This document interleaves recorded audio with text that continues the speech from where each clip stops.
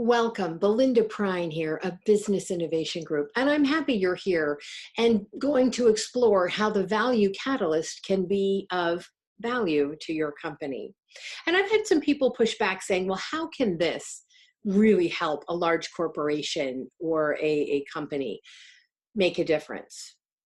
And I've been brought in to do this work in a town that was wanting to remake itself and put itself back on the map and actually do so in a way that would draw people from neighboring towns that had picked up some of their slack as they fell off to then create a buzz and bring it toward them. So if it works for a town, it can certainly work for a corporation, right? So this tool will help you clearly articulate what your company stands for and ultimately what you want to be known for. You can see what you're known for now and what you'd need to change to make that shift.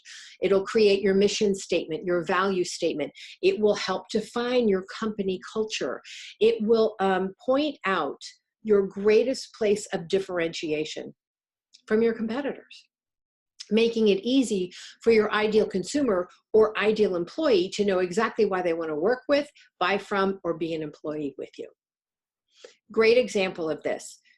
Jerry Seinfeld and George Carlin share the same point of view with their humor. They base their humor on the absurdities of everyday life, but they chose to bring it to life in a very different way. So if you had to hire one of them for a church social, you sure as heck would not be hiring George Carlin, and not because he's no longer with us. It's this kind of specificity that you want to have with your leaders, with your company. So you could look at Cirque du Soleil versus Ringling Brothers, Blockbuster, Netflix, Amazon, Hulu, right? All of these different companies, we could line them all up if they had the same price point, the same offerings and everything, and there would still be a point of difference between each and every one of them. And it's that point of difference that develops deep loyalties in your employees and your ideal consumer. This work will also give you the information you need to elevate on to be part of those lists, like the top 10 list, the top 100 companies to work for, the top company cultures, the top employee-friendly benefits, the top leadership, right? I can go on, right? Depending what your thing is, it can elevate it up. Again, giving your ideal consumer the clarity as to why they want to work with or buy from you, and the employee why they would want to work for you. Why they would want to work for you. I could go on like this, but I want to get you started. So a couple of things. You may have a large number of people that are going to do this work with you. I would say be careful not to have too many chefs in the kitchen, because it just creates confusion, and confusion breeds confusion, which is not what you want for the employee or your ideal consumer. Look at it this way. Have your trusted team, have the department heads of, your company come together with the understanding of what you're creating. And then what you're going to do is you're going to make a list of business values, things that are important to you, right? And you probably won't do that in one sitting. So you may have a little conversation with these people, tell them to start thinking about it, go away, and then come back, and you'll just start rattling them off.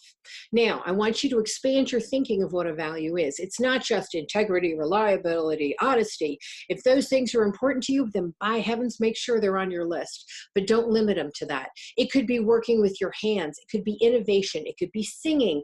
For me, fun, very important, right? So really open it up. Open it up, and you have this nice long list of values. From here, you're going to look and say, which ones of these do we do without really thinking? It's just kind of like, boop, it's always there. Little example, if there were a line of water bottles in front of me, I would always choose the purple one. I don't even think about it. I just go purple, right? Go purple or go home. So what is it that your company does? Right, without thinking about it. Then you're going to take that called down list, that list of driving force values, and say which ones of those has to be in your business for you as the leader of that business or the leading team of that business to be happy, fulfilled, and successful. Each company will have different metrics as to what make up that. And the important thing is for you to get really clear.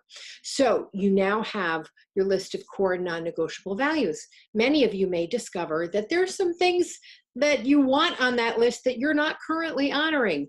Fine, don't go to a place of judgment. Put them on the list and then explore what you have to do to make sure you don't compromise on them again going forward. Now we're going to do one more thing before you're off and running. And that is we're going to help you create value strings, because the point is to be crystal clear about what that word means to you. Because if there's 12 of you sitting around that table and I said the word organization, I would have 12 different definitions of organization, right? So for one of my clients, organization was organization / systems / procedures. Another client had organization on her core non-negotiable value list, and hers was organization / team / shared goals. It can mean something completely different. The only answer that matters is yours. What does that mean in your company, your corporation, right? Get really clear on that. Then when you look at that, everyone will really know. And if you're hiring somebody, if they don't honor the core non-negotiable values that you've just identified, don't hire them, because you'll ultimately end up firing them. So this can help you lower turnover rates as well. If you want to roll out a new product line, a product extension, any of that, if it doesn't honor the core non-negotiable values of your company, it won't yield you the results you're going for. This now becomes your template. As Roy Disney says, when your values are clear to you, making decisions is easier. So it calls out a lot of the question that you've had before.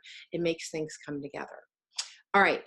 If you have any questions or would like to debrief on what you and your colleagues have just put together for your corporation, reach out to me at info@businessinnovationgroup.com. Again, that's info@businessinnovationgroup.com, and just put debrief session with Belinda or her team in the subject line. And one of my team members will reach out to you and we will meet with you to help you debrief and understand how to fully put all of that new information into action. I wish you big success in all that you do and very much look forward to speaking with you. Thank you.